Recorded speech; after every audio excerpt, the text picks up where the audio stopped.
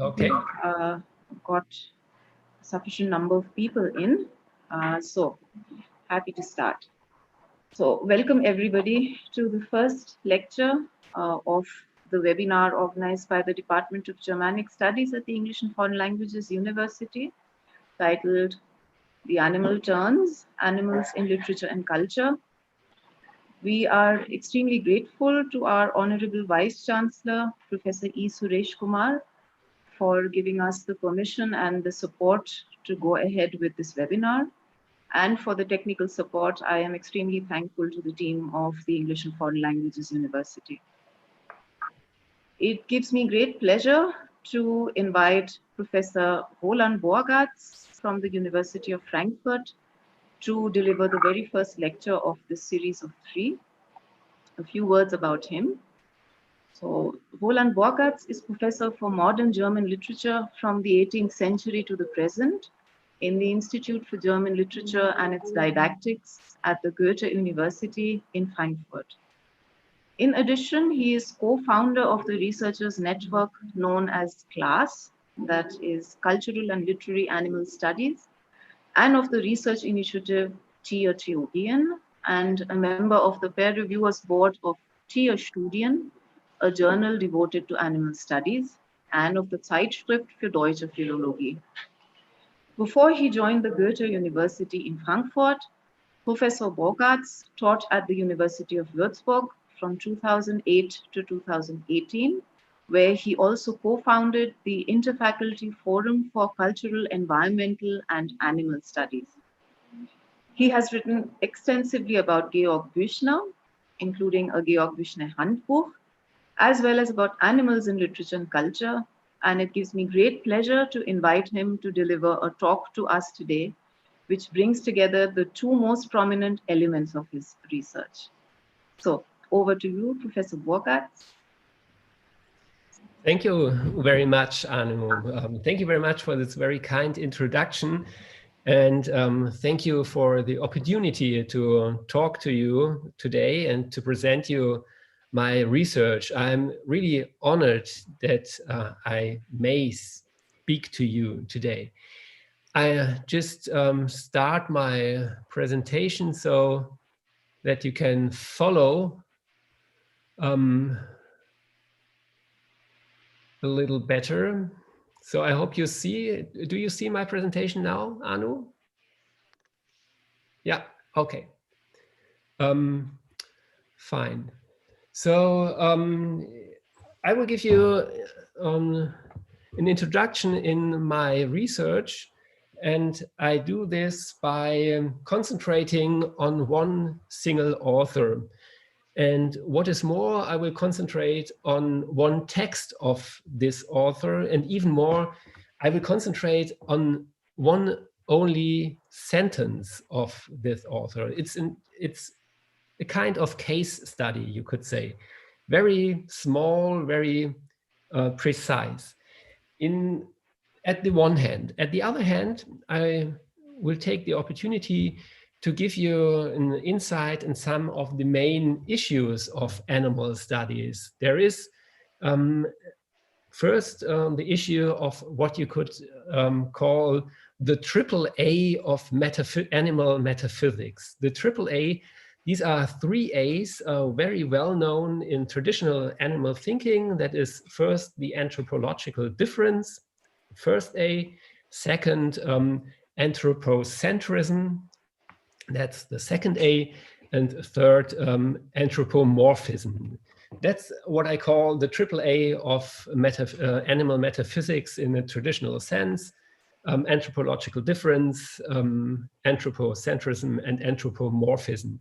I will give you a critique of these 3 concepts.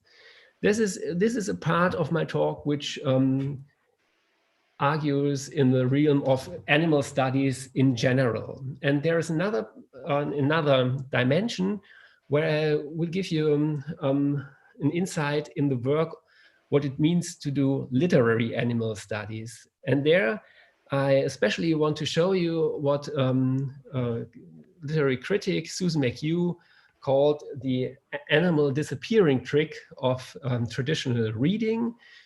traditional readings, which often ends by making the animal disappear.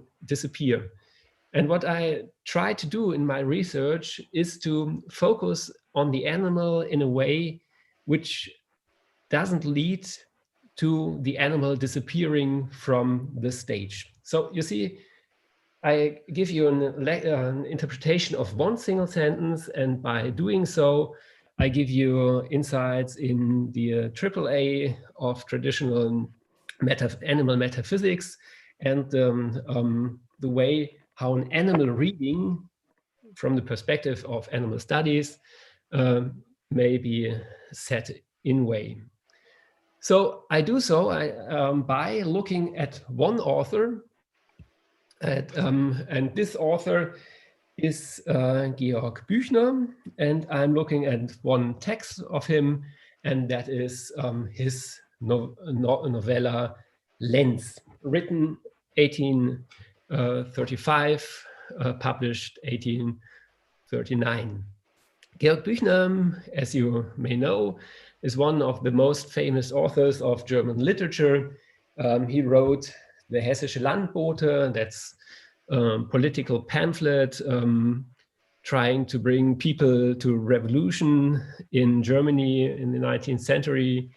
Then the play with the title Danton's Tod, that's a play about the French Revolution. Next, Léonce and Lena, that's a comedy about aristocracy in Germany in Büchner's time. And last but not least, the maybe most famous work of Büchner, Wojciech, a play on a poor guy who's driven in madness and kills his wife. But I'm talking today about Lenz. Lenz is a novel about another German author, about the author Jakob Michael Reinhold Lenz. Lenz was a friend of and contemporary of Johann Wolfgang Goethe. They both have been together in Strasbourg in the late 18th century. And Büchner chooses for his novella an episode in the life of Lenz, when Lenz, dealing with madness, is in the Vosges, that's near Strasbourg, in a French mountain range, visiting the Vicar Oberlin. And this is the kind of setting in which the sentence I will show you and the sentence which I will analyze is placed. So here is this single sentence I first quoted in German, and I will give shortly later the translation in English.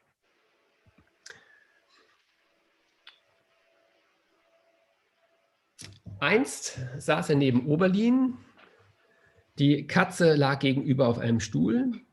Plötzlich wurden seine Augen starr. Er hielt sie unverrückt auf das Tier gerichtet. Dann glitt er langsam den Stuhl herunter. Die Katze ebenfalls, sie war wie bezaubert von seinem Blick. Sie geriet in eine ungeheure Angst, sie sträubte sich. Scheu, Lenz mit den nämlichen Tönen, mit fürchterlich entstelltem Gesicht, wie in Verzweiflung stürzten beide aufeinander los. Da endlich erhob sich Madame Oberlin, um sie zu trennen. Wait a second, I just try to minimize this. Okay, now perhaps it's better. Okay, in his novella, Büchner presents, as I told you, Lenz the poet Lenz as threatened by mental disorder.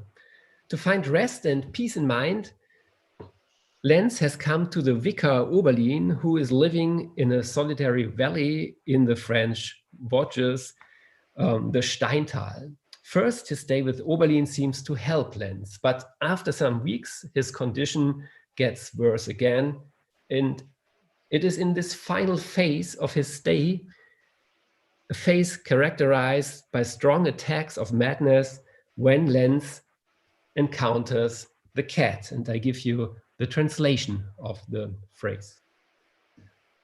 Once he was sitting next to Oberlin, the cat lying across from them on a chair. Suddenly his eyes locked into a stare. He fixed them upon the animal. Then he slowly edged out of his chair, as did the cat, bewitched by his gaze, horribly frightened, bristling with fear, Lenz hissing back at it, his face horribly contorted, the two going at each other as if in desperation, Madame Oberlin finally getting up to pull them apart. In the following, I will begin by shortly reviewing traditional readings of this scene, showing that they all perform a disappearing cat trick. Then I will give you a close reading, close reading by doing myself a reappearing cat trick. On this basis, I will give you two animal readings of the scene. The first animal reading using the perspective of new ethology and interspecies communication. The second, situating cat behavior in the history of zoology in the early 19th century. So first, review of traditional readings, then a kind of counter reading by myself, then two animals readings, once from perspective of new ethology, the other from the perspective of history of zoology. I begin with the first, the traditional reading and the disappearing cat trick. Traditional interpretations of animals in literary text often rely on a presupposed, and now there are the three A's, anthropological difference stemming from ontological anthropocentrism and leading to a naive anthropomorphism.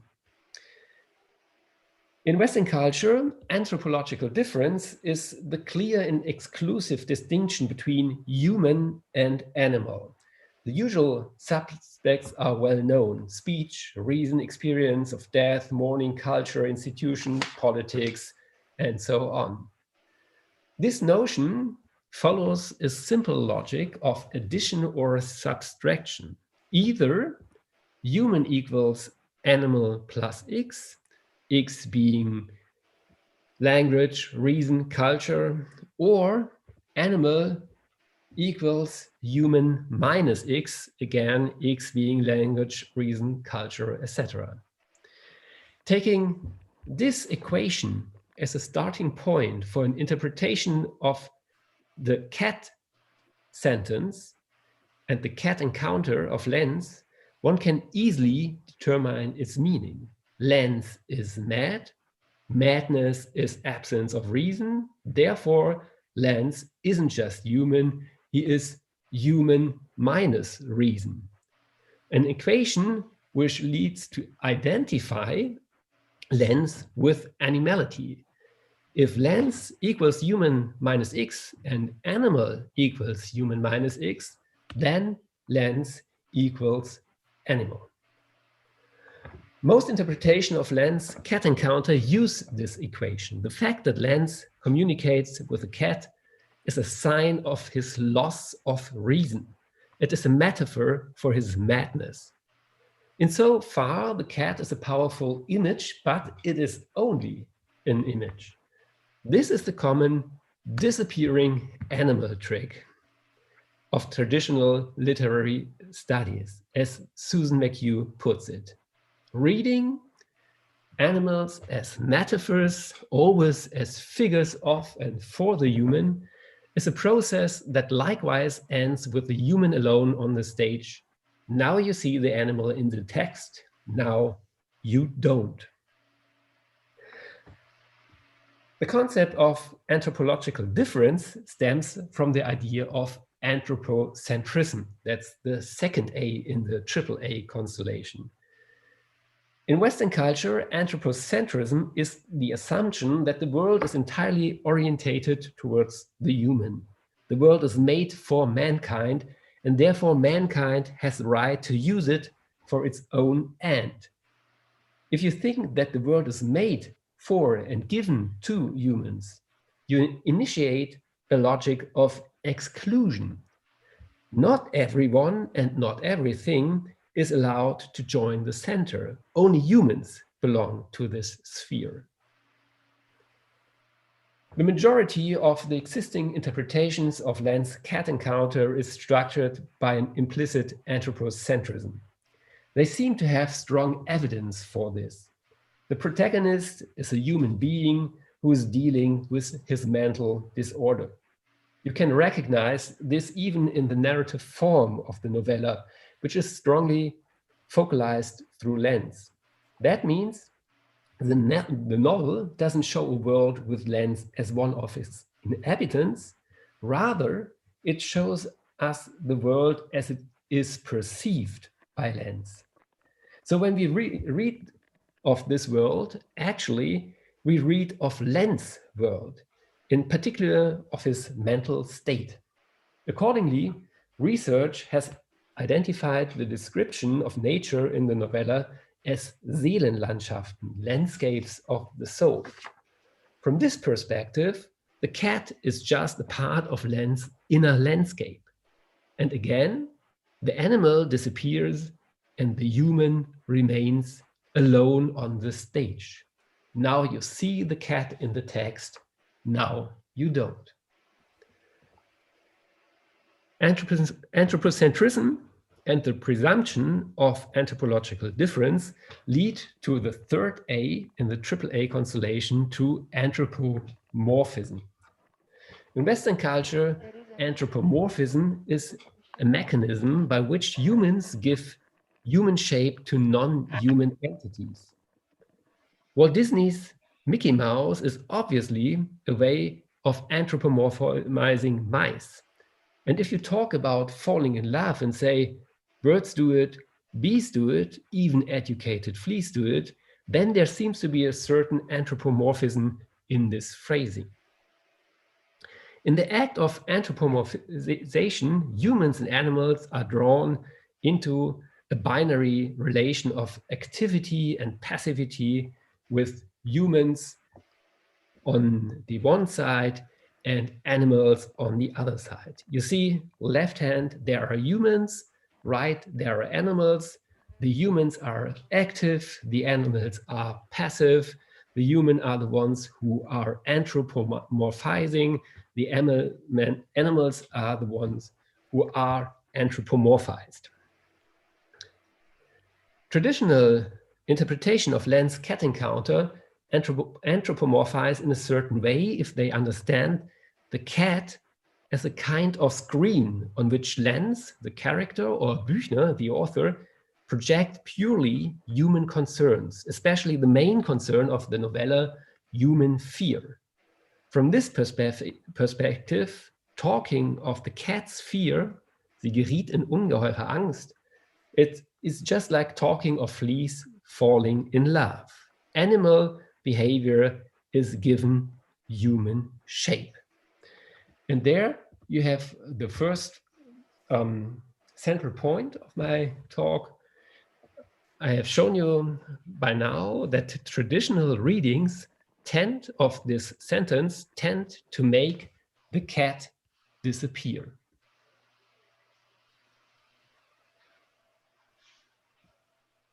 So I have just to check one thing.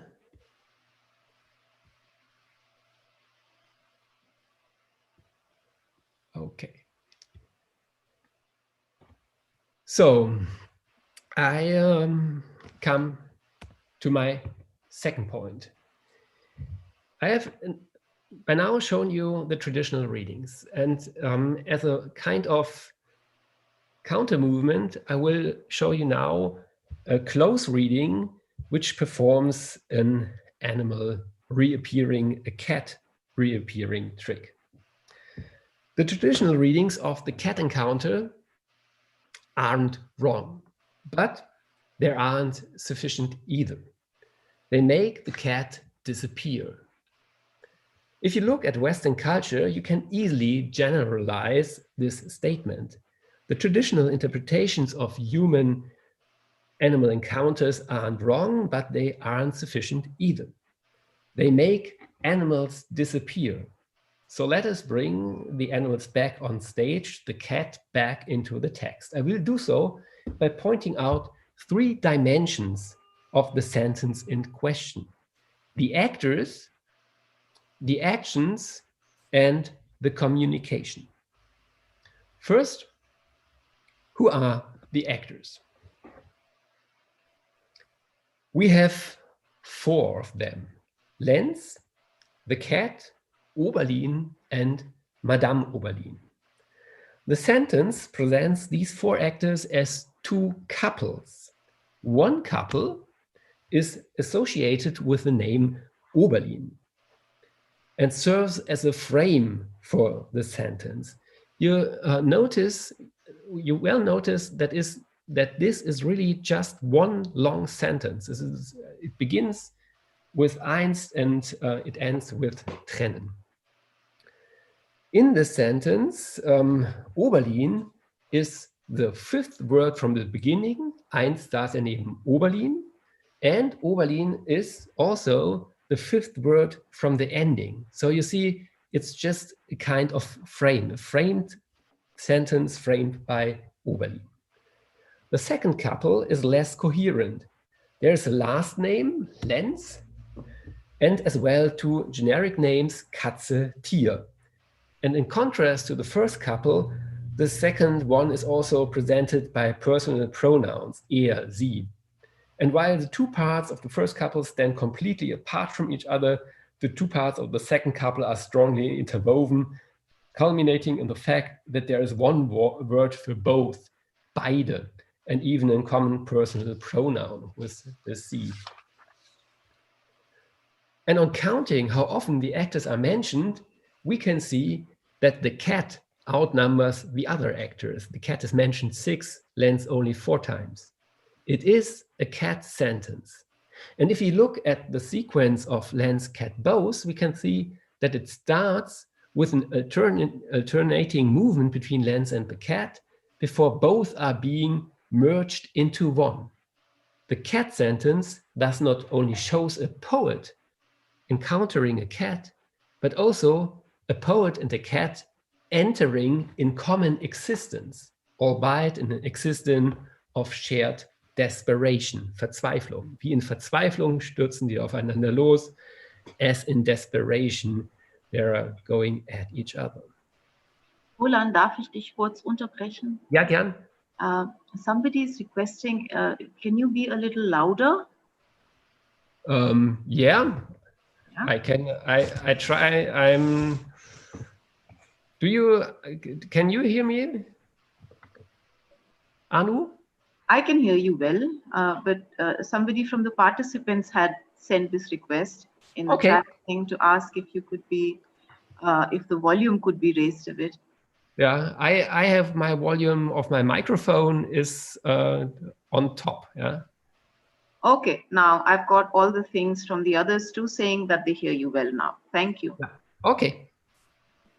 Okay, so first thing, first were the actors, and now I come to the.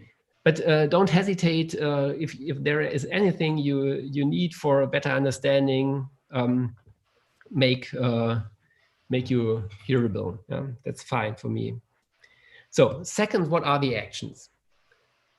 If you concentrate on body position and body movement, the sentence starts with Lenz sitting and the cat lying on separate chairs, followed by first Lenz, then the cat sliding down on the floor. It culminates in both moving towards and reaching out for each other.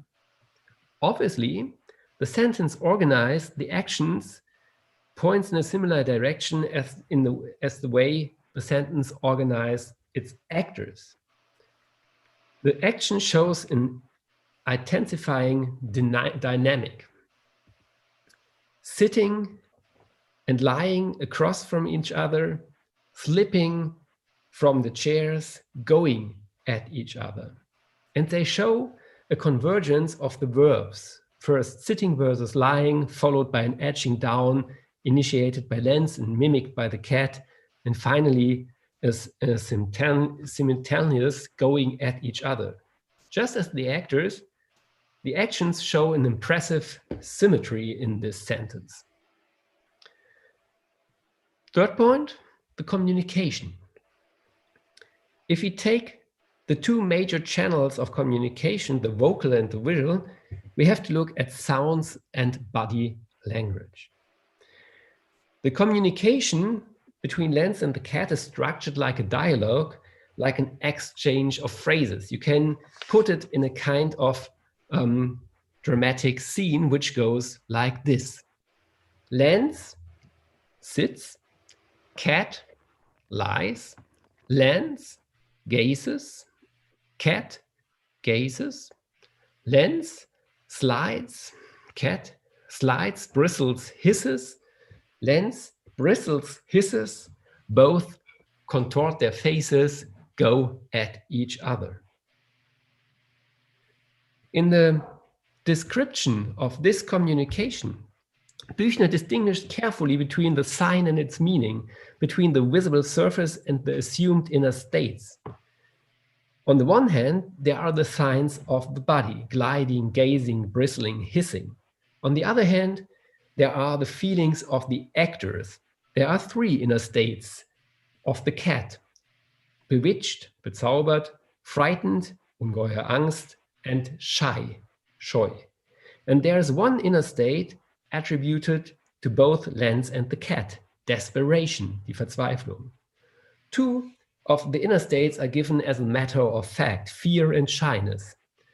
The two other inner states are given with reservation, retained by the formula as if, wie bezaubert, as if bewitched, wie in Verzweiflung, as if in desperation. The narrator does not know if the cat is really bewitched and if both of them are really in desperation. It seems so, but there is no certainty. That is what communication is about. It is about the exchange of signs that we have to interpret, but without gaining final certainty about our interpretations. So, a close reading of the sentence performs a reappearing cat trick. The animal is back on stage. And that's my second point, the second conclusion. First was that traditional readings make the cat disappear. The second, a close reading brings the cat back on stage.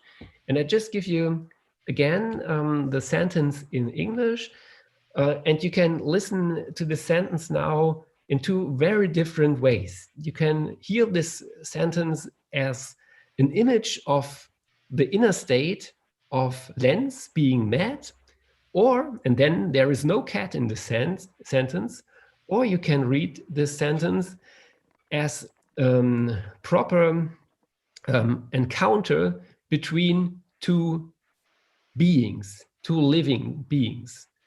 So again, the sentence.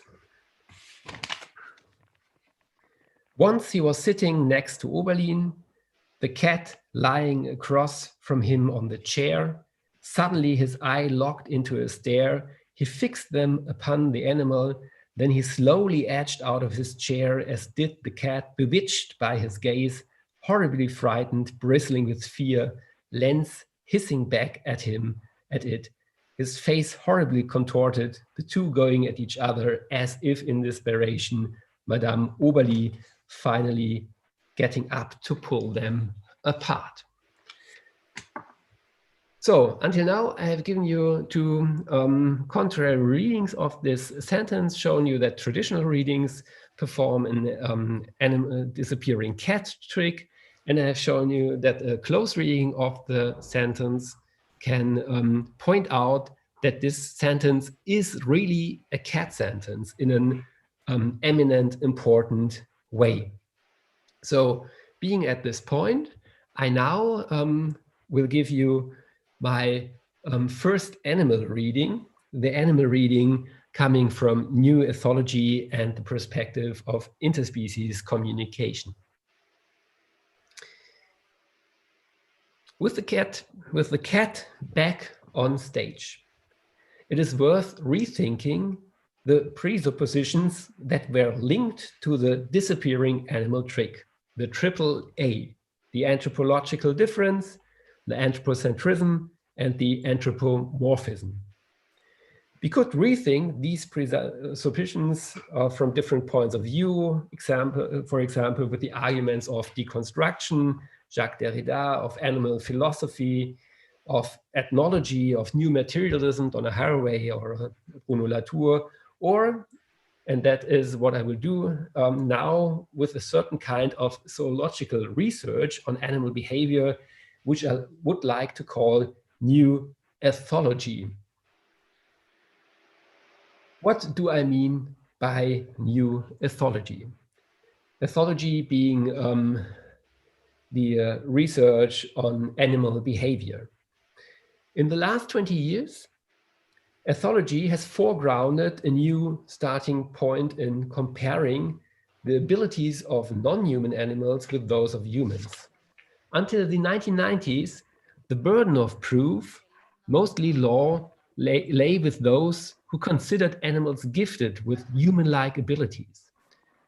If I was an ethologist, if an ethologist supposed that non-human animals had theory of mind or some kind of culture, that there were morality or personality in animals, that they could laugh and lie, and that they knew they would die, then the ethologist had to prove it. In new ethology, exactly this proof was found and evidence was given. We today know that some animals have personality and morality, that they know how to lie and how to die. Concerning the question of anthropological difference, new ethology doesn't look for the one thing which sets humans apart from the other living beings. Nevertheless, new ethology keeps looking for differences, yet this time it is differences in a decisive plural. So new ethology turns away from the idea of a distinct anthropological difference and opens the view for a multiplicity of behavioral differences between all kinds of animals, including the difference between humans and other animals.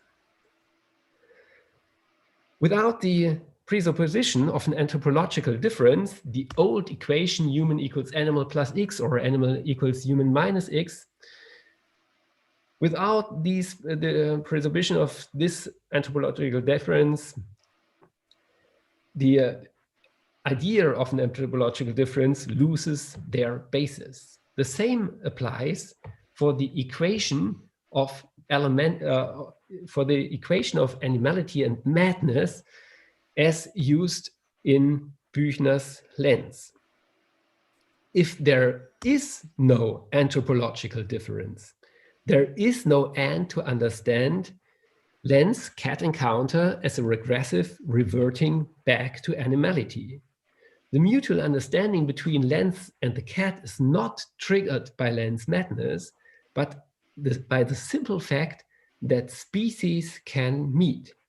So the cat encounter is not a sign of madness, but a performance of creatures meeting each other.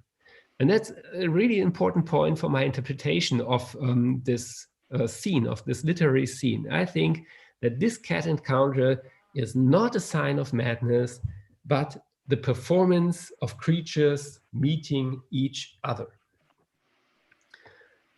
Concerning the question of anthropocentrism, new ethology offers two distinct possibilities to rethink the position of humans in the animal world. On the one hand, there's the logic of extension. Not only humans develop cultural eating habits, but also chimpanzees, our close relatives. Not only humans use proper names, but also dolphins with their human-like brain power. In this argument, the group of smart animals is extended beyond humans, including previously excluded life forms. On the other hand, there is a logic of similarity. Although they do not have a neocortex, crows can cheat and even cheat cheating. Fruit flies know the depressive force of frustration in spite of their extremely small brain. In this argument, animals are reorganized insofar as they are sorted across the animal kingdom in relation to specific features of their behavior. Obviously, there's a certain anthropocentrism in Büchner's novella, which is strongly focalized through its protagonist lens. We read of a world seen by a human. But this anthropocentrism is limited by the novella in two ways.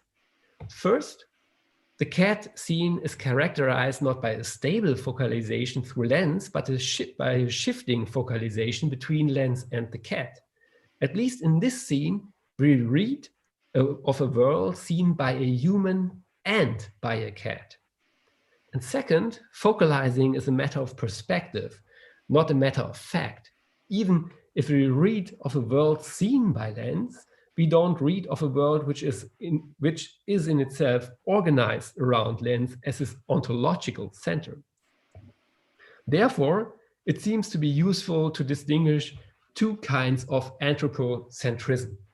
And if you look in scholarship on the question of anthropocentrism, you find different authors which differentiate between, on the one hand, what I call ontological anthropocentrism, meaning the idea that the world in its essence is organized around humans, and the human is really in the center of the world.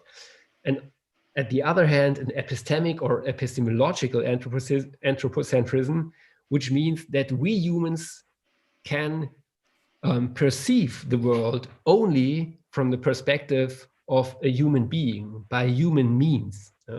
So we have this differentiation between an ontological anthropocentrism and one side and epistemic, epistemological anthropocentrism at the other side. Büchner emphasized this second kind, this epistemic anthropocentrism, by emphasizing his as-if phrasings, as if bewitched, as if in desperation. We can see the movements of a cat, but if we try to understand them, we can only use our own categories. When naming the inner states of a cat, we can't avoid using human terms. And that's precisely what epistemic anthropocentrism is about. We can't avoid talking human language, can't avoid using human terms if we want to describe animals. In ethology, epistemological anthropocentrism is mostly discussed under the label of, and that's the third A, anthropomorphism. Relying on Morgan's canon, traditionally ethology thought to avoid any kind of anthropomorphism. To project human categories onto animal behavior seemed to be just a mistake. If you claim a cat is bewitched, you say nothing about the cat, but only about yourself. New ethology, by contrast, insists on the fact that there is no alternative to anthropomorphism.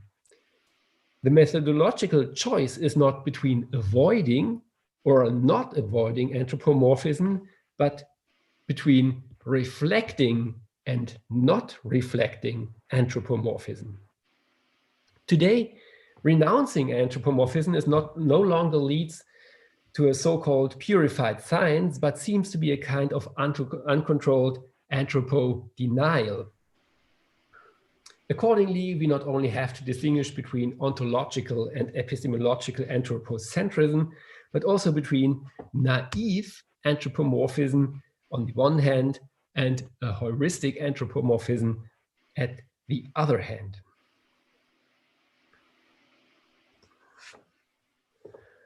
For interpretation of lens-cat encounter, the question therefore wouldn't be if the cat sentence does or does not anthropomorphize, but if it reflects its own anthropomorphism or not. This reflection can be found in the way the phrase itself inserts two interdiegetic observers, Oberlin and Madame Oberlin. These characters frame the encounter between Lenz and the cat.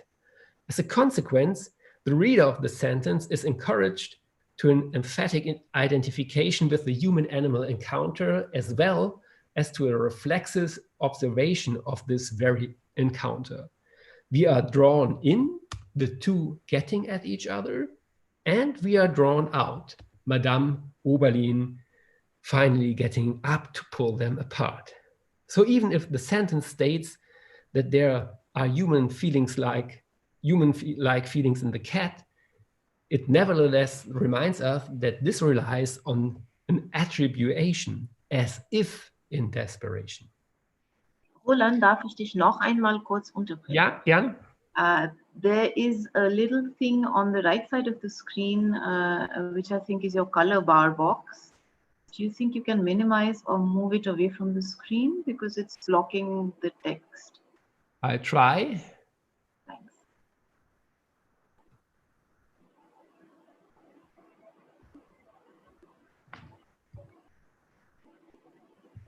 It's better like this? It's still there. No, then I can't remove it. In my screen there isn't anything like this. Okay. I'm sorry. It's okay. What do you see what do you see on your screen? Well, it's a little box which has like color pencils in it. Uh-huh. Okay. Wait.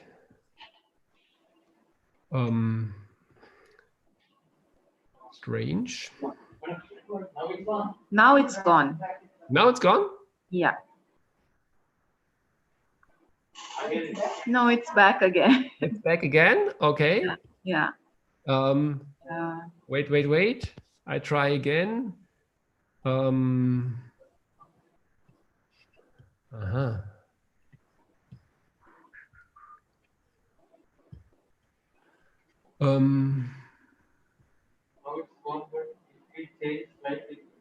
And now? It's gone now.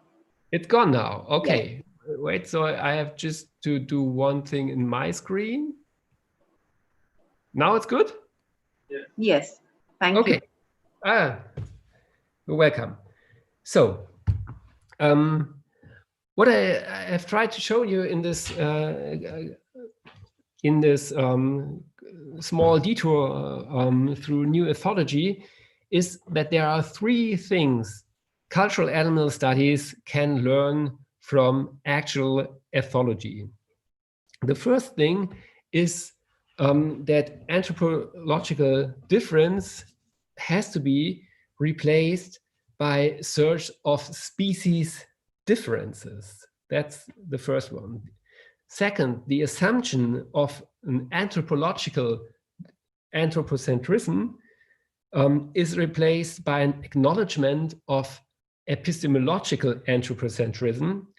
And third one, the fallacy of a naive anthropomorphism is replaced by an reflected anthropomorphism. So I think animal studies shouldn't argue against difference, shouldn't argue against anthropocentrism, and shouldn't argue against anthropomorphism, but only against certain kinds of thinking with differences, with anthropocentrism and with anthropomorphism. If you want to have this in three imperatives, you could say avoid anthropological difference, but search for species differences. Second, avoid ontological anthropocentrism, but accept epistemological anthropocentrism, and third, avoid naive anthropomorphism, but use reflected anthropomorphism. I think this would be three very important points for animal studies in general, really animal studies in general, what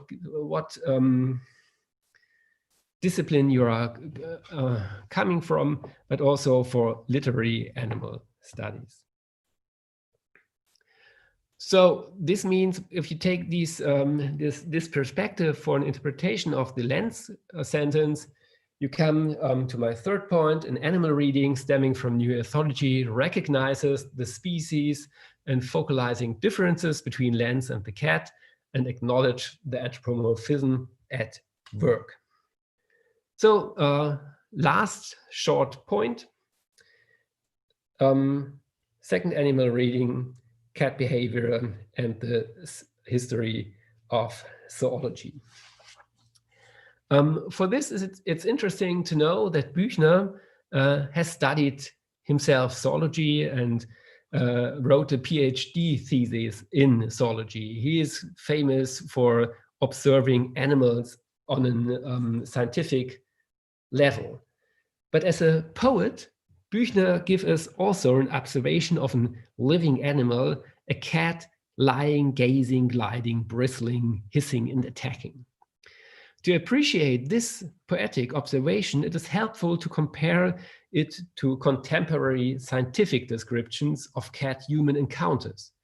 In Büchner's time, the physiological descriptions of cats are mostly accompanied by moral judgments, with a mainstream disapproval of cats as malicious, deceitful, treacherous, and aggressive. They don't like cats in the 18th and 19th century in Europe. They don't like cats. Today it's different, but then they didn't like cats. One example where this moral judgment is combined with the description of a human-cat encounter you can find in Buffon's famous Natural History from the 18th century, which was still read in Büchner's period. I quote, "Cats learn social habits without difficulty, but never gain any true social ethos. Their flattering behavior is nothing but deceitful appearance, which is revealed by their suspicious movements and ambiguous gazes. Never will they look straight into the eye of a person who they flatter. Because of suspicion or innate deceitful, they approach only indirectly." You can see that this is completely turned around by 180 degrees in Büchner's cat scene. There is no approach indirectly, there is a confronting. It's very different by Büchner. And two elements of Büchner's inversion of Buffon's cat talk now deserve closer attention. The aggression at the end and the gaze in the middle of the sentence, Büchner's sentence. To ascribe aggression to cats is very common in scientific publication of Büchner's period. Lorenz Oken, director of the University of Zurich, for example, writes, the cat comes when called, but only to be fed and flattered. She or he expresses her satisfaction by rubbing against you and purring, but before you know, she strikes at you and runs away. It would be easy to provide plenty of similar descriptions. They all agree in one point. It is always the cat that starts the aggression, and it seems mostly to be without any comprehensible reason. So for contemporary zoology, the aggression of a cat is not the effect of a specific situation, but an integral part of the cat's character. They say cats are aggressive by nature.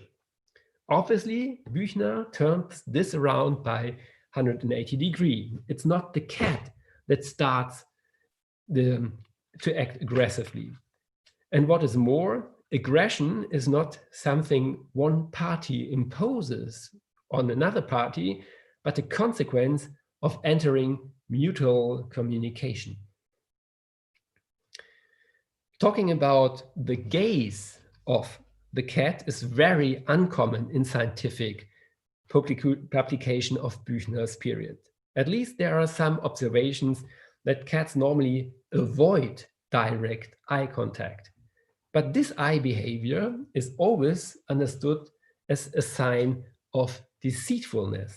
I quote, "They, the cats, are flattering but deceitful. They only seem to be affectionate, but they are the greatest egoists and never look directly in our face like the honest dog." Again, Büchner turns this around 180 degrees. In the beginning, the cat is not the one who gazes, but object of a gaze. And when the cat begins to look at lens, her gaze is not evasive. She locks eyes with lens, who initiated the eye contact. There are two creatures staring straight at each other. It is what could be called an interspecies staring contest. Today we know that staring is part of cat's body communication. It signals a threat or a challenge, mostly performed by a high-ranking cat offending a low-ranking cat. The only piece of evidence I found for a corresponding understanding of the cat's gaze in the early 19th century doesn't refer to house cats, but to cats of prey.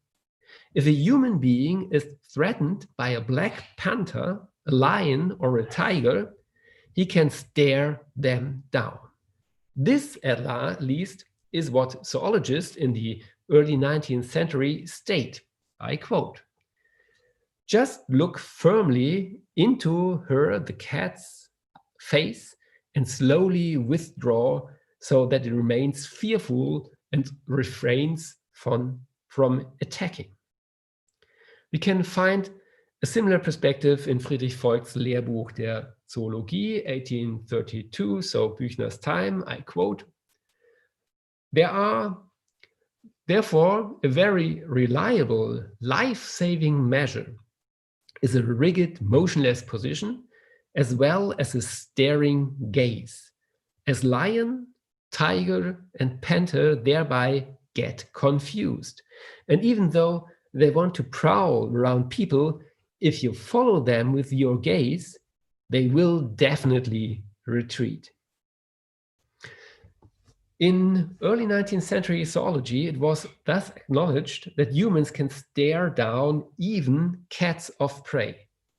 Now we can measure what it means if a normal cat enters a stare contest with a human. And we can see that not only lens is acting in an unexpected manner, the cat too shows a strange behavior.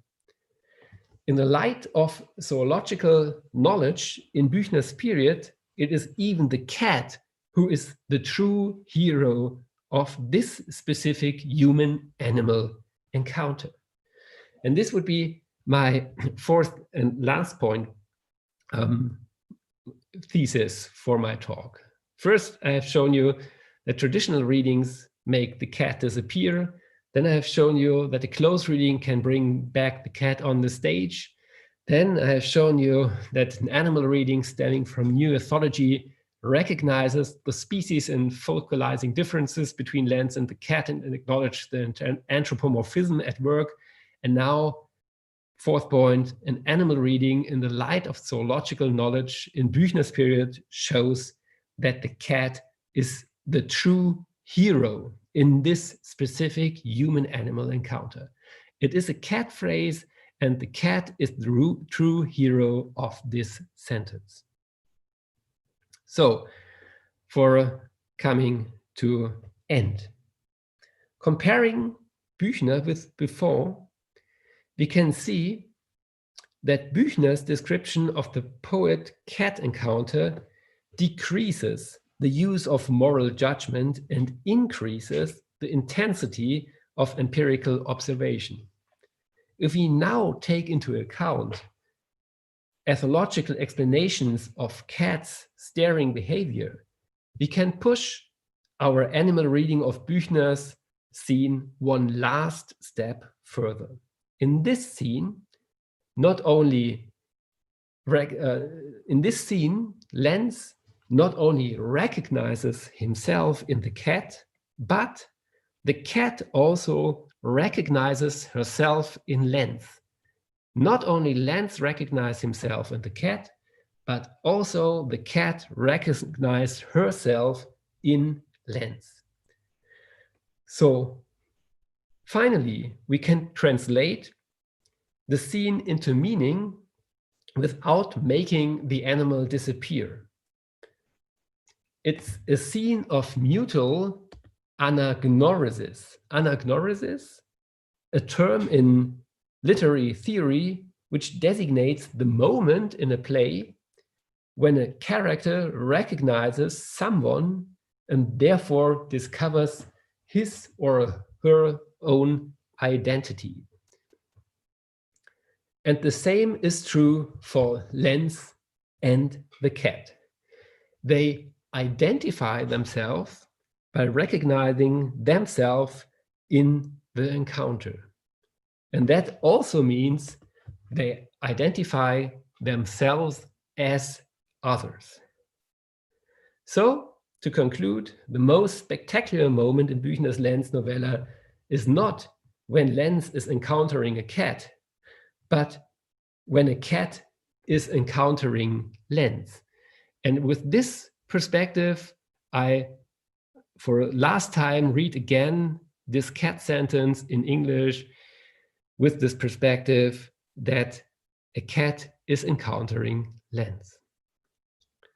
Once he was sitting next to Oberlin, the cat lying across from them on a chair. Suddenly his eyes locked into a stare. He fixed them upon the animal. Then he slowly edged out of his chair, as did the cat, bewitched by his gaze, horribly frightened, bristling with fear, Lenz hissing back at it, his face horribly contorted, the two going at each other as if in desperation, Madame Oberlin finally getting up to pull them apart. Thank you very much for listening. I'm looking forward to your questions.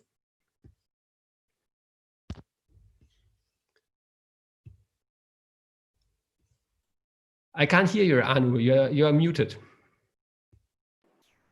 Yes, I did unmute myself now. Thank you so much. That was very, very engaging and very informative, and exactly what I was hoping for. So thank you. We have already a couple of questions. So Priyada asks, can you see the questions on your screen? You probably I can in the chat the questions. Yeah, I can see them. Yeah. Okay, I will anyways read the question out and then you can sort of take them. Yeah. So Priyada is the first question, and she wants to know, how does the discipline of animal studies look at genres which have animals as their main characters, say like animals in Aesop's fables or animals in the Panchatantra? In reading of such texts, it is clear that the animals are a source of wisdom for humans. So they are the focus and not the humans in these narrations. Yes, that's true, and that's already the first part of an answer. The traditional readings of fables and of fairy tales with animals in it, the traditional readings normally say these animals are metaphors for human concerns. You have human feelings, love, hate, you have political affairs, power,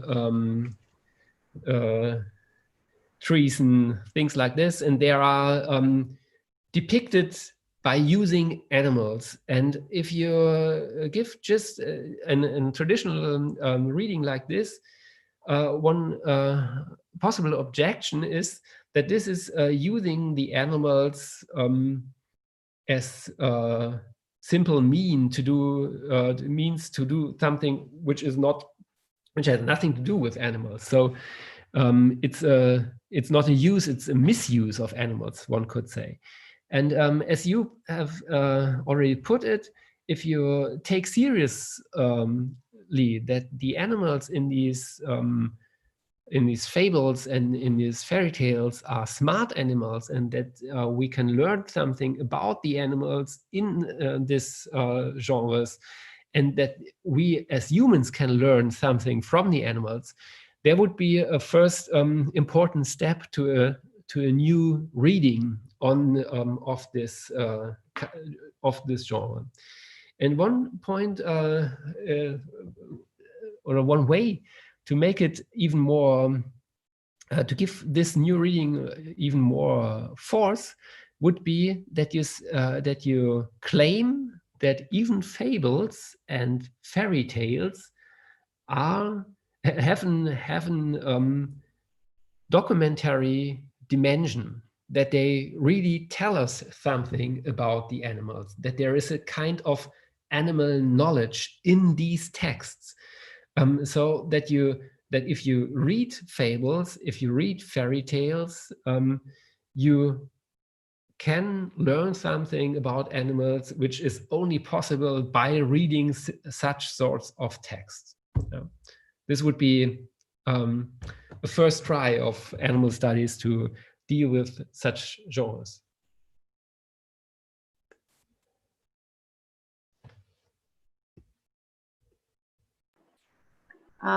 Monica asks, in Russian literature also, writers have often used animals for symbolic purposes.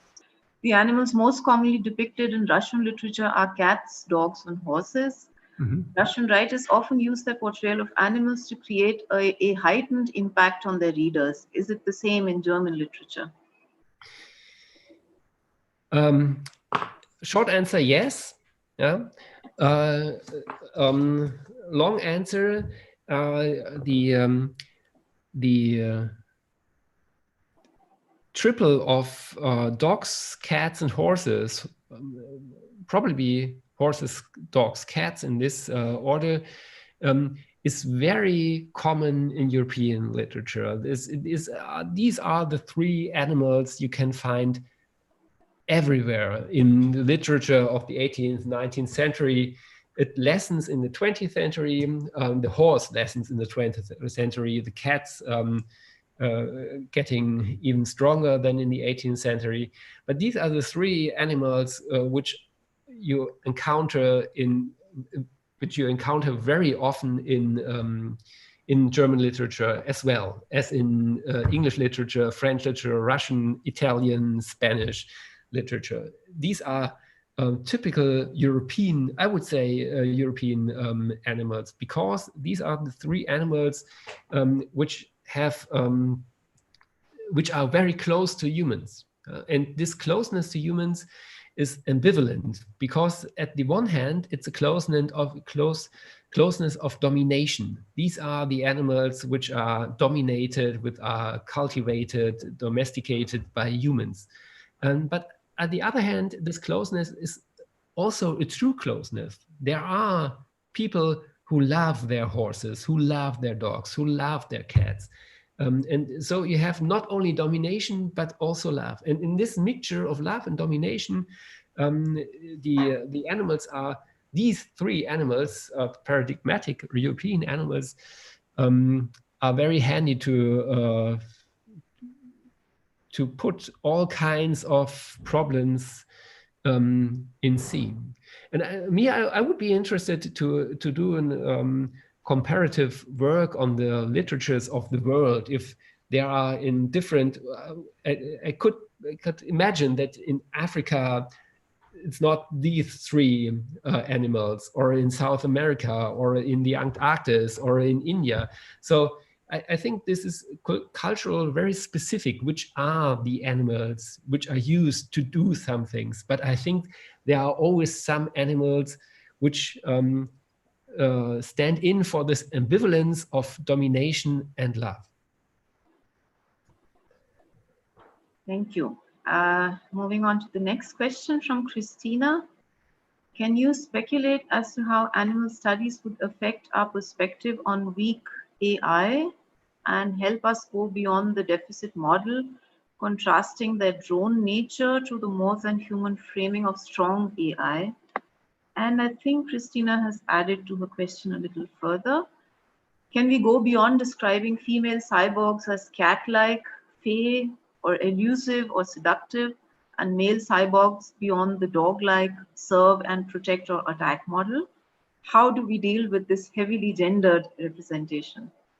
Yeah, that's a very important and very difficult to answer question, but really very important. There are intersectional relations between the gender question and the animal question, and I think that the first step, really first and important step, is to acknowledge these correlations between animal studies and gender studies, between gender hierarchies and human-animal hierarchies, and to reflect in every moment when what a specific gender constellation is implicated by a specific animal constellation. If you go to this example of the cat phrase, I have omitted this, but you could easily give a gender reading of this phrasing of the sentence, because as beginning with the fact that it is not just framed by two humans, but by Mr. Oberlin and Madame Oberlin, with giving this gender, framing this whole thing with a gender difference. And then in this gender difference, you have lens, which is not only by chance is a male, and the cat in German is die Katze, die Katze, and die Katze. And what we don't know if die Katze, it's a generic die. We don't know if it's a male or a female cat in this scene, but nevertheless, it is a die Katze and der Dichter. So you have four persons. You could say four figures in the sentence, and two male and two female. And the female is linked to the animal, and the male is linked to the poet, not only to the human, but to the poet, which also means the position of the poet is a male position. So you have, and now when this is the starting point of the sentence, you see that the gender difference and the implicit difference between the poet and the non-poet, the productive and the non-productive, is deconstructed by this phrase, because they both are going into a symmetric movement, and at the end of the sentence, they are both at the bottom going at each other in desperation, and it's a mutual desperation.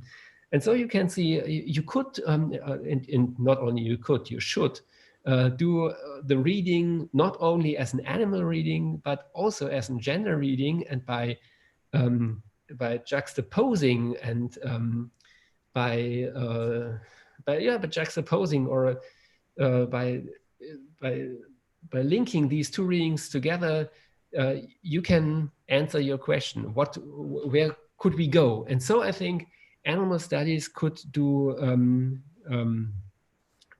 help in criticizing gender hierarchies. Thank you. And then Dr. Prachi Doval Nethani asks, why don't we see lens as behaving like the animal, say as displaying animal behavior in human? I'm not sure if I understand this question right. I think we do see lens. I think that's the common reading of this sentence, that one say, okay, we have a poet.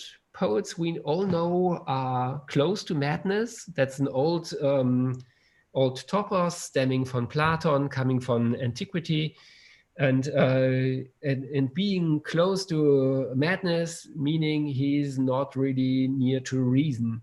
So in this interpretation, one would say Lenz acts like an animal, and because he acts like an animal, the animal can react on Lenz. Yeah, also the possibility for the cat to react like it does is the fact that Lenz acts himself as an animal. So, and I think that's a reliable interpretation of the scene. One can interpret this scene like this, but there's one difficulty in this interpretation. That is that I presuppose that animals are humans minus reason. I presuppose that animals haven't any reason, that animals aren't human-like. But if I don't presuppose this, I have to look differently on this phrase and have to look, how do they act? And then the cat reacts not to a non-human human, but to a person who is a person like the cat herself is a person too. Okay, and then the next question from Professor Babu Taliat. Could we, in the context of epistemological anthropomorphism as represented in Büchner's lens, try to see the human-animal binary based on certain differences in consciousness or even perspectives? As Nietzsche observed, looking at us, humans, what would the animals think of us? For animals, a human being is another animal that has lost its animal consciousness. This could imply that human and animal are endowed with different forms of consciousness, perspectives, and accordingly expressions. Very nice question. Thank you very much.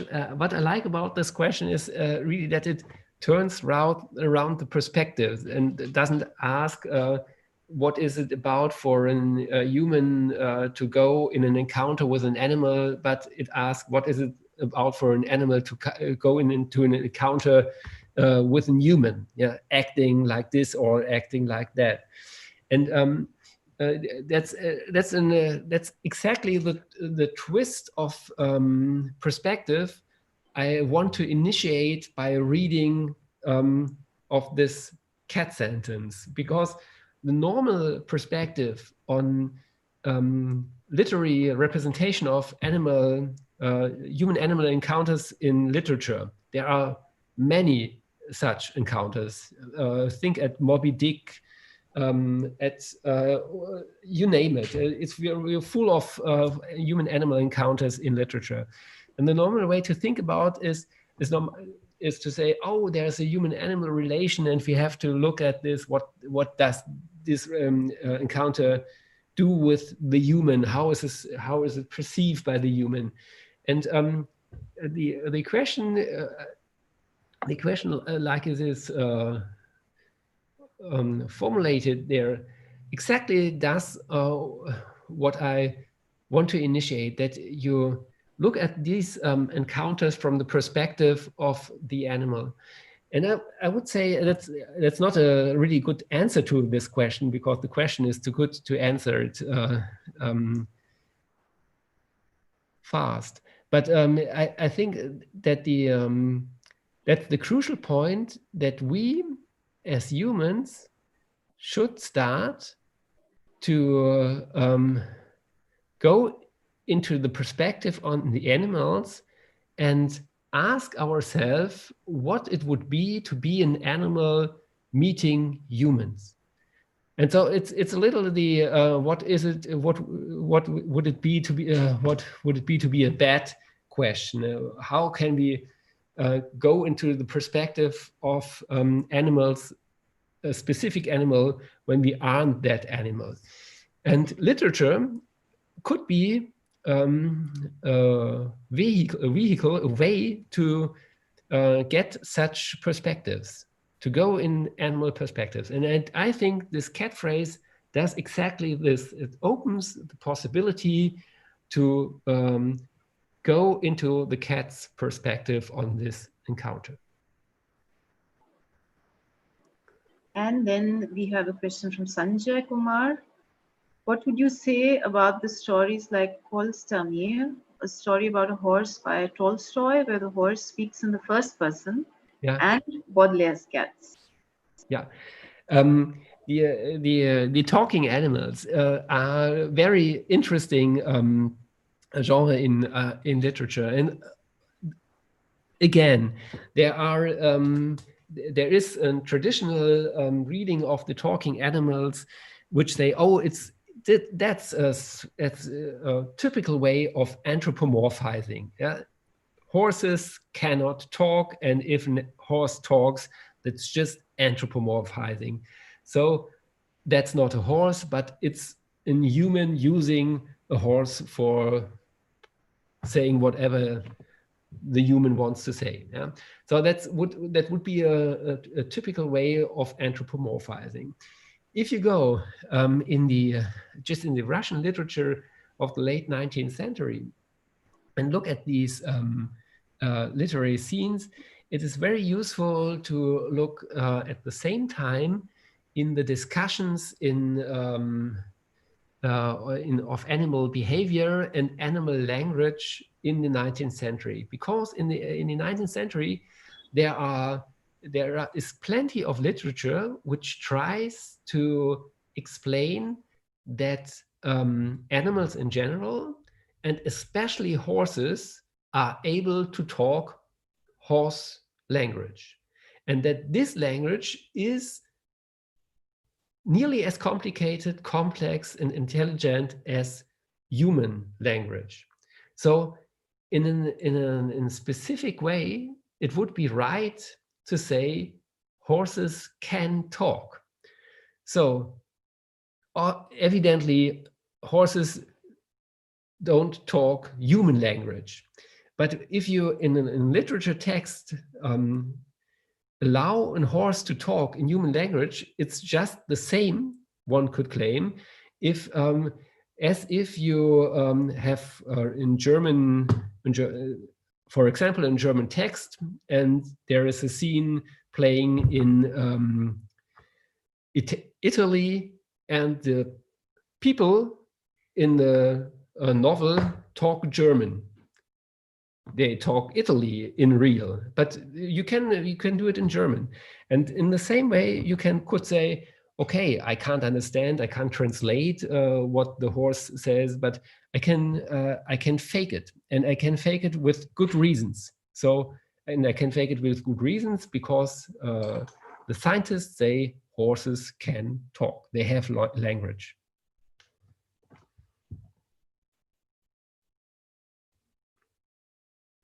You're muted. Yes, I'm back. Yeah. So the next question from Salman Abbas. Is there a possibility of a reading of animals without the self-projection of the human perspective in it at all?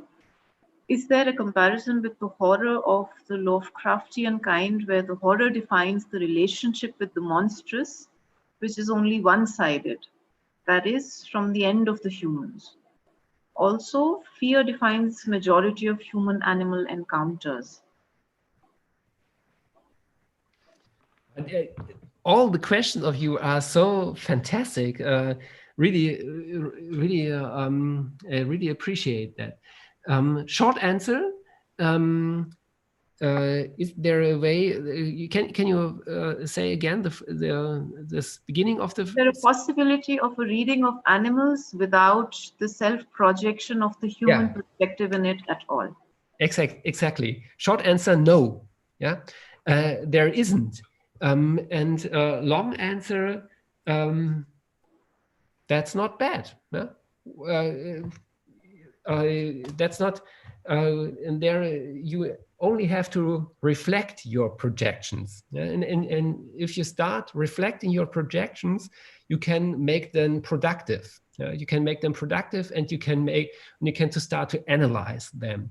That's the projection part of this question, and the fear part, and the comparison with the question of monster, I find very compelling too. I think that's very true, that the discourse on animals and the discourse on monsters are very similar, and they are very similar just because they um, they have to do with fear.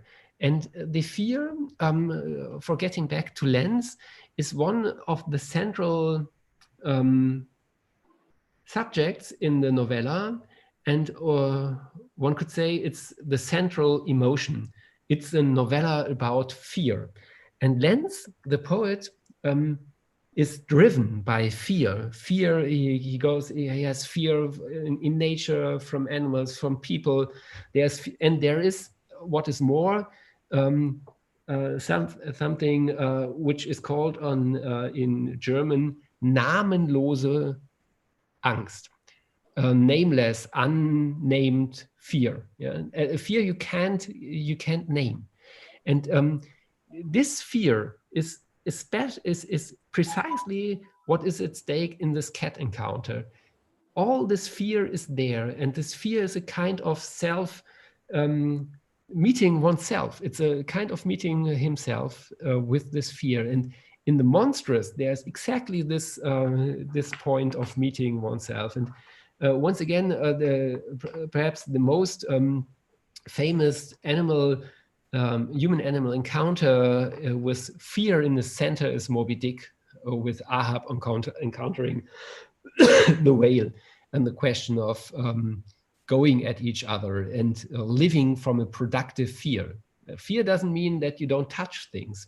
Sometimes fear is exactly the point why you go on something. And the next question from Dr. Matthew John. It seems to me that the apparent contrast between cat and panther, as in Rilke's Der Panther, with the angespannte Stille, is known to Büchner. The schizophrenia of Lenz brings him close to the panther-like nature of the cat.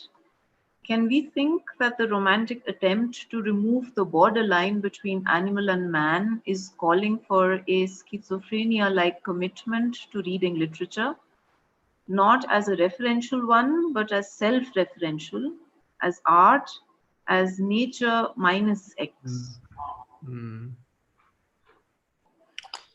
Yeah, again, a good question. First the question, who knows whom. I don't think that Rilke is 100 years after Büchner, and that's the question, when is what. And I don't think that Rilke knew Büchner. So I think that are two really completely independent literary texts. Nevertheless, they are both, and that's in very important observation, both texts about cats, and what is more, both texts about gazes, a cat gaze. And what we would say, yes, that's a precise observation, is that both gazes play is not the right word, but sort of play with the fact that there is in a gaze, that there is something opaque, that there is something where you can't reach, that there is something which is blocked, one could say. And this blocking of the other is precisely what a gaze, and an animal gaze in special, makes so ambivalent again. So if you lock, if you meet the gaze of an animal, then you have always two movements in one. You have the movement that you think, oh, there is someone in there. There is someone. Martin Buber calls this do evidence. There is a you. There is a person. There is someone. Look in the eyes of your dogs. Look in the eye of your cats. Look in the eye of a bird coming across. There is someone. And at the other hand, in the same moment, you are insecure. You see that you can't see something, that there is something hidden, that there is something what you can't grasp. You know? And so this I think is really the same case with literature. If you take a text like the novella or like Ricke's Panther, you always have the impression that that the text gives you something, and that the text blocks something. So I would put it. And then we have a question by an anonymous attendee who wants to know, does modern animal studies include encounters between humans and birds and microorganisms like bacteria? The animal studies started with the encounters with the animals like cats, dogs, horses, the visible and big animals, and birds also, because birds sing, and birds sing, and when they sing songs, and so they are very near to poetry and so on. So these are one could say, the standard animals of animal studies. But the question of microbia and little animals comes more and more into focus of animal studies. The research is just starting, and it's and what we could say for the moment is that there are in microbes many points which are similar to other animals like horses or dogs or cats, but there are also a couple of things that are which are very different.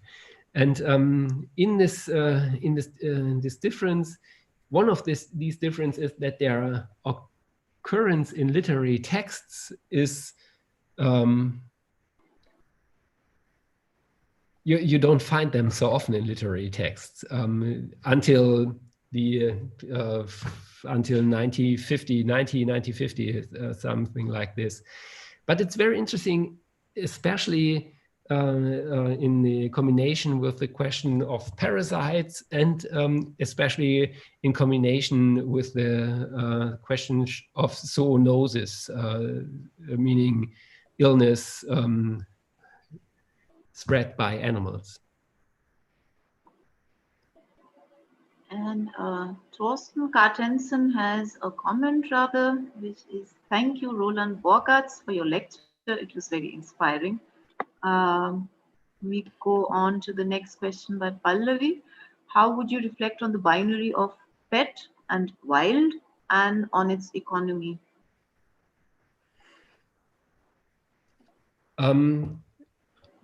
On the one hand, there is a visible difference between the wild and the domestic animals, and the pets are one special group of domestic animals. When you I give you the point in I give you this with looking at the sentence of the cat. The cat today in Germany, at least, the cats are pets. Yeah? But in the 18th and 19th century, cats normally were farm animals which had a precise use to kill mice and so on. So you see that that there is a historical change in functionalizing the specific animals. And pets and domesticated animals are always a kind of hybrid living beings, because very much culture is introduced in these animals already. And wild animals, in contrast, seem to be animals which aren't touched from humans yet.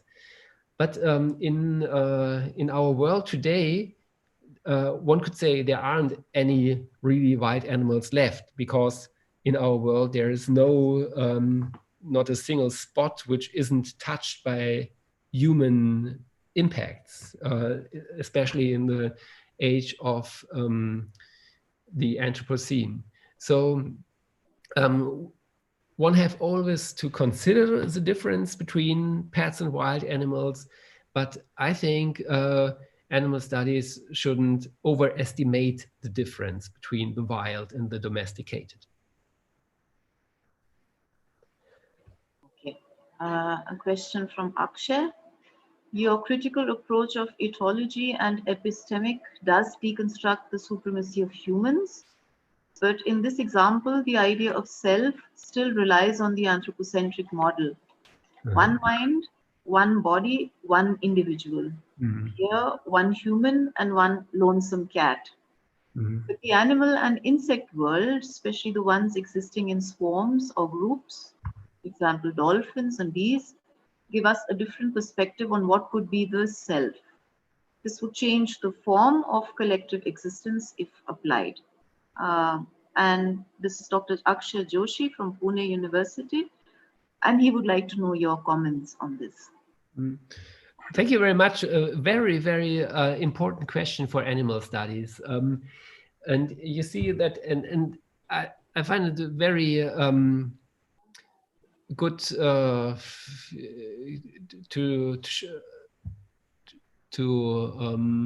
remember that talking about Lenz and the cat may deconstruct certain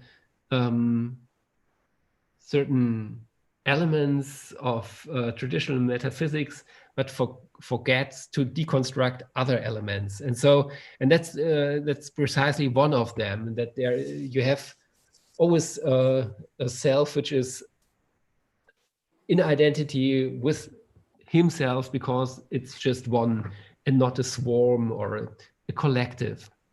And there would be in Büchner's lens, for staying with this example, being one possibility to integrate your good perspective when you point out that in this human-cat encounter, both sides, Lenz and the cat, come into a common existence. That's the way I try to put it. That that is not that or other way around. That you see that to exist means to exist as a collective being, and collective being means that even if I am human, I'm existing in relation to other beings which surround me. And be it a cat, yeah? I'm in existence by help of a cat. Lenz is in existence by help of a cat. So this would one way to talk about this. And I would say that the question of the swarm or the collective decision, collective intelligence, collective forms of life, you can't find it in Büchner's literature. You can find it in other literature. And I think you find it more in literature of the 20th century than in literature of the 19th century. But there, it is a very important subject of animal studies. Yeah. Okay, and then we have two questions about the term anagnorisis that you used. One of the attendees would like you to explain what that is, and another one asks, for whom is it in the context of lens, for lens or the cat? Yeah, thank you very much for these questions. The anagnosis is a term coming from the analysis of drama plays, and the one classic example for anagnosis is when in Sophocles'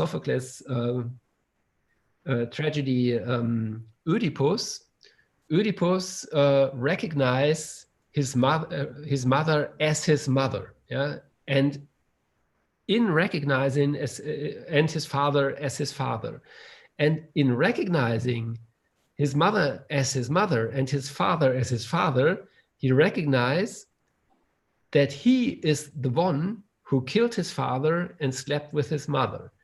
And in recognizing this, he recognizes what his life is about. Yeah?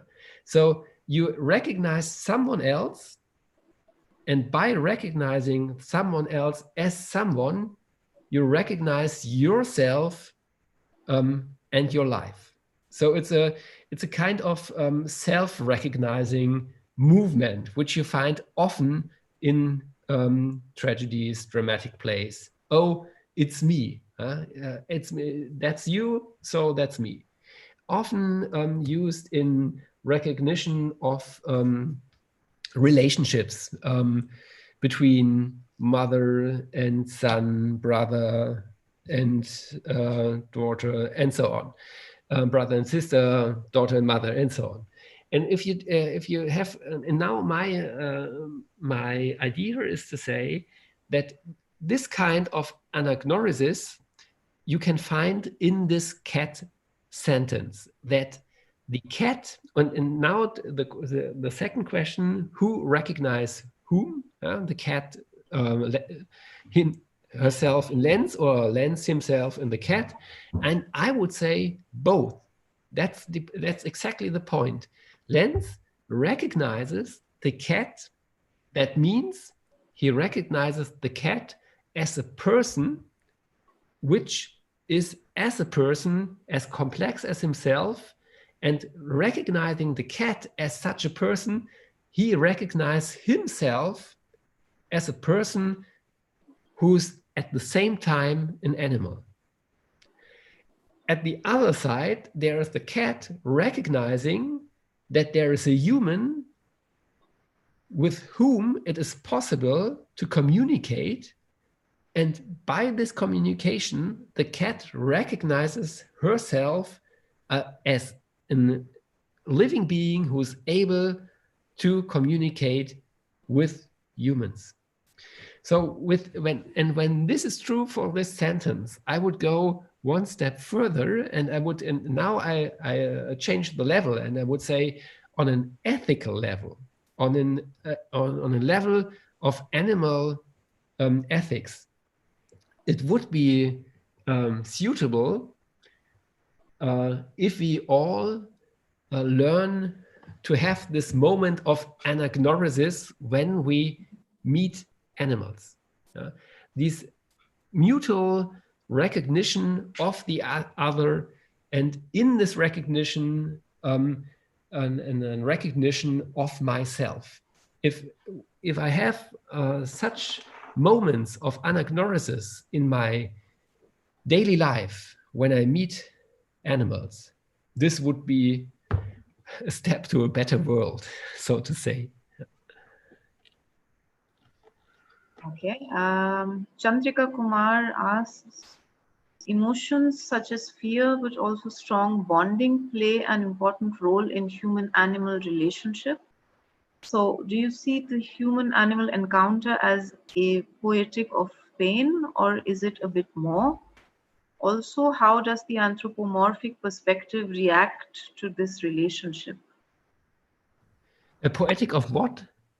Of pain, Schmerzen. Ah, okay. Poetic of pain.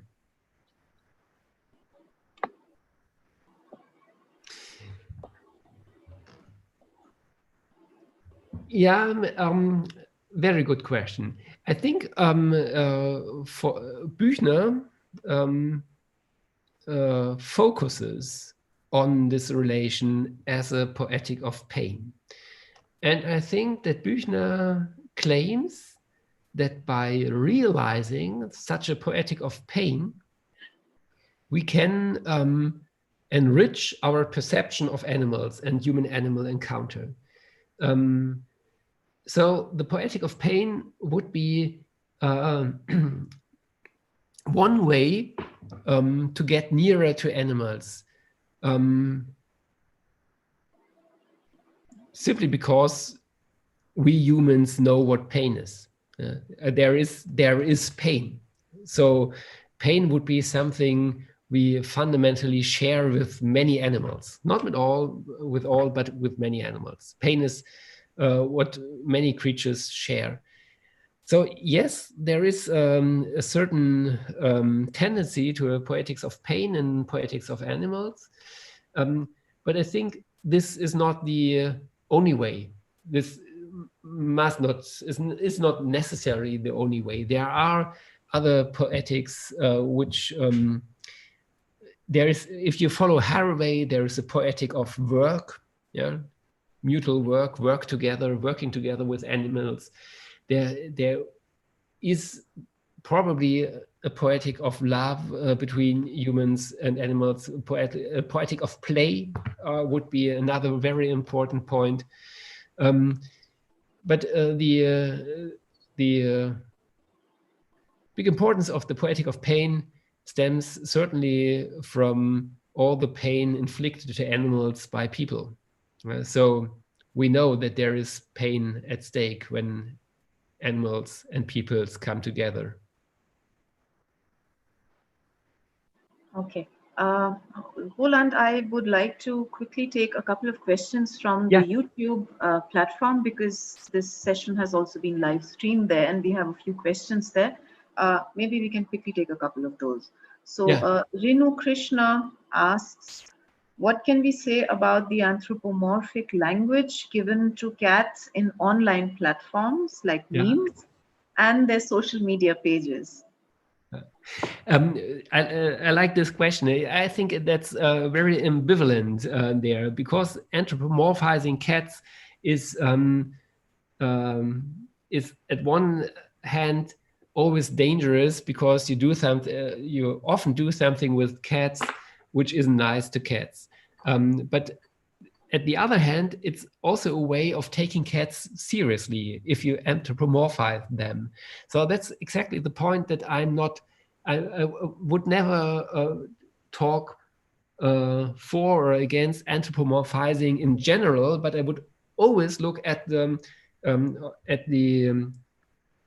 example of anthropomorphizing and look at it. How does this specific anthropomorphizing works? Is it an anthropomorphizing which just uses the animal for non-animal aims, or is there a kind of reflexive play in it? And so I would say it's an ambivalent and very interesting field. Okay, then another question from our YouTube platform. Swati Sampath asks, can we rethink anthropocentrism in the present scenario? Again? Can we rethink anthropocentrism in the present scenario? Yes, we can and we have to, I would say, because anthropocentrism, I think you can discern three stages. First stage, there was an anthropocentrism, which is imperial, colonial, industrial, whatever you want, capitalist,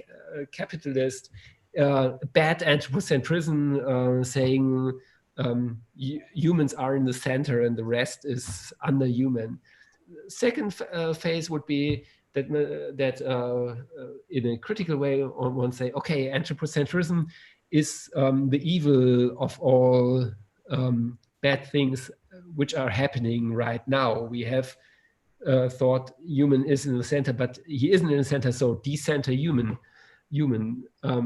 And the third point would be that we make a difference between different ways of different forms of anthropocentrism, and say anthropocentrism is wrong with it when it leads to commodification of nature, commodification of animals, violence to animals, and so on. And anthropocentrism is right if I mean with this the point that I am human. That's it's simple. I'm human. I'm not a cat.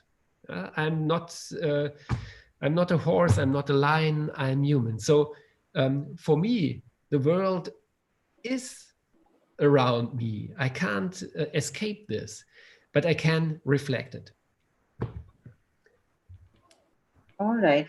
And then Krishnan Uni asks, must all inquiries into animals in literature and culture be conducted in the context of the violence that we inflict on animals?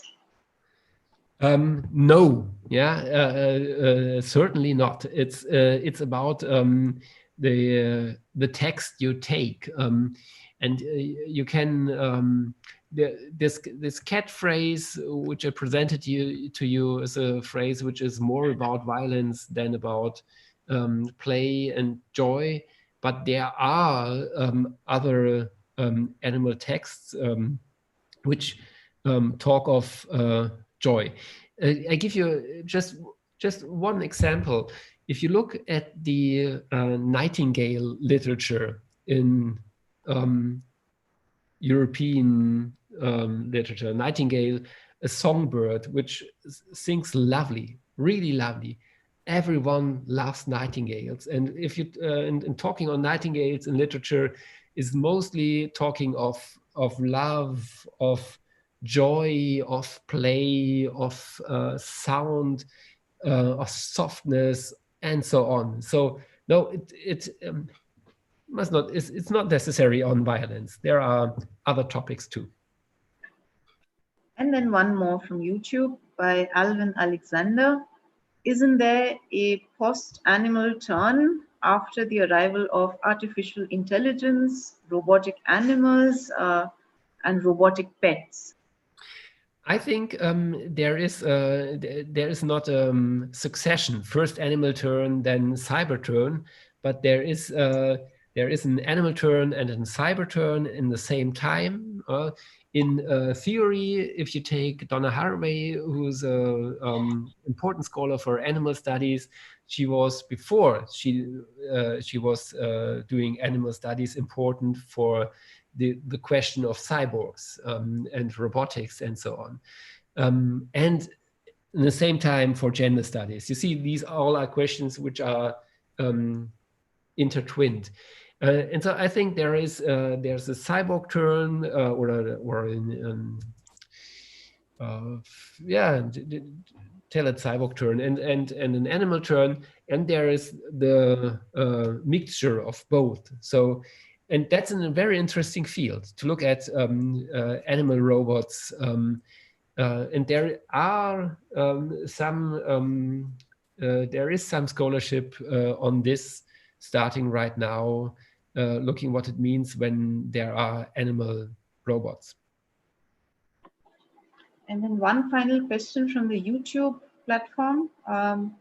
How do you portray human language as a tool to address interspecies communication? Can we justify animal agency through our speech? I think we can try to justify animal agency through our speech, and at the same time, that is a very difficult task, because human speech is always human speech and not animal speech, and so it is always difficult to represent animal agency in human speech, including the question that you first should have to say what you mean by animal agency. There are different ways to say what animal agency is. But I say it's difficult, but necessary. And I would say that in sentences like Büchner's cat sentence, you can see some kind of animal agency, because this cat does not only react to that what Lenz does. This would be the traditional reading, but it also it puts something in the scene. It makes a difference. And for me, the best definition of agency is always what makes a difference. And the cat makes a difference. And by making a difference, there is a specific animal agency in this sentence. Okay. We have 1, 2, 3 questions left on this platform. Do you have time for them? Yeah. Go ahead. I like it. So one of the final question here goes, through which lens of animal studies should we see the serpent of Milton's epic Paradise Lost? Oh, that's a kind of big question. I would say not never to answer this in a general way for literary animal studies. It is good. It is always good to look at animals through different lenses, not only through one. And I'm not a Milton expert, so I can't elaborate on this. But for going back to my own example of lens, you have seen that I have taken 4 lenses. I have taken the traditional reading, I have taken the close reading, I have taken the animal reading by new ethology, I have taken the animal reading by history of zoology. I haven't done, and there are more lenses. I haven't used the lens of animal ethics. I haven't used the lens of animal philosophy. And I haven't used the lens of animal sociology. So you see, there are, and I would say the best way always is to multiply the perspectives. Okay. One of the questions here is, does one see anthropomorphizing in the Indian Panchatantra? Again? Does one see anthropomorphizing in the Indian Panchatantra stories? Oh, I don't know them, so I can't. Know if you're familiar with them. Okay, Yeah, so that's a question for another day. Yeah. And the last question here by Subodh Mahato: how can we situate the sexual gaze of human character towards animals against normal gaze? What is the intent of the writer behind it? Mm-hmm. I think to answer this in a broader sense, that the gaze between that in gazes there are often sexual implications. And we know this from literature. The gaze in the eyes is a gaze in the soul, looking in each eyes, locking gazes. All this has to do with an implicit sexuality. And when you now have an eye-to-eye contact between humans and animals, there is also this implicit question of perhaps not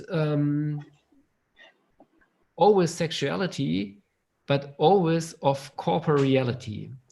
That you are that the interaction, the encounter between the human and the animal in question is always an encounter of bodies. So you encounter a body, and in encountering a body, when you encounter a body, you are yourself, you invest yourself as the body. That means you can't encounter an animal without being a body. and feeling your body and investing your body. And so it's always partly in bodily experience. This would be my somehow elusive answer to this very important question. Okay, so that was the last question that we had on our list. There are, of course, also comments in the chat function. I don't know if you can see those. I can see the chat function. Yeah. I've seen the comments, and I'm grateful for them. It's wonderful. So thank you very, very much, Roland, for making the time for the lecture, for your patience, and for your answers to all the questions. Thank you to all the participants for your enthusiasm, for being here, for your questions, and for your engagement with the topic. And I hope that we can take this forward for the next 2 sessions this week and going further in the future also. Yeah. Thank you very much, Anu, again for the invitation, and thank you very much all for your wonderful questions. I think you have a great country for doing animal studies. Yeah, you should do it. Yeah, we absolutely will. We've started already, and it's just a question of time. Yeah. And in the post-corona times, I hope that we will be able to do something like this, sitting together in a room. We will do so. Yeah. Thank you so much, all of you, and see you all on Wednesday for the second lecture of the series, also at 6 p.m. Indian Standard Time. Have a great evening. Okay, thank you. Bye.